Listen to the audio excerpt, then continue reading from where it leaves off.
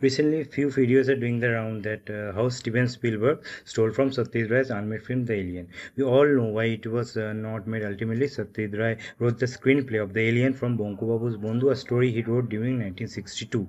As technologically India was not advanced during that time, he went to Hollywood to turn his dream project into reality. But unfortunately, the middleman behavior turned everything topsy-turvy, and the project was to be dropped. It was to be co-produced by Columbia Pictures, and Hollywood stars Marlon Brando and Peter Sellers were supposed to star in it. But upon the release of E.T. in 1982, as few similarities were observed between both, people started labeling it a copy. Especially Indian creators are focused on accusing Spielberg for it.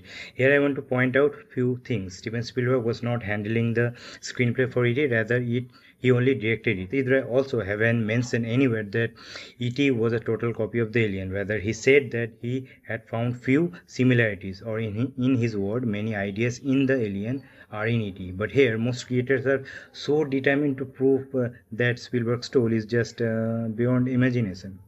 If Hollywood copying Indian films is so much a concern, then what about those Indian filmmakers who have blatantly copied Hollywood and other international films? And there's plenty in numbers. Well, what creators here won't tell you is how Satyajit was also inspired from Hollywood to a great extent, and how French filmmaker Jean Reno shaped his desire to make Pather Panchali, and how Vittorio De Sica's Bicycle Thieves inspired him to take up filmmaking. They will only tell you how Satyajit has deeply influenced Martin Scorsese, but they won't tell you how Satyajit Ray called Francis Ford Coppola to congratulate him for the success of Godfather. What about the name Satyajit Ray mentioned in his Oscar speech as long-time inspirations?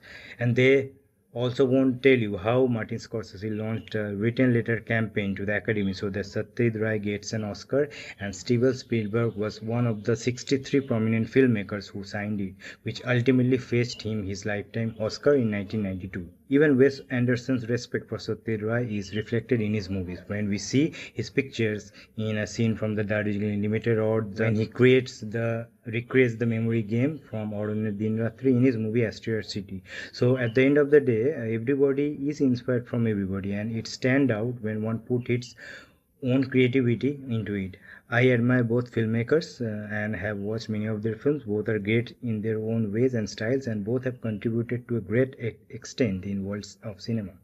Let's not put one down to glorify other.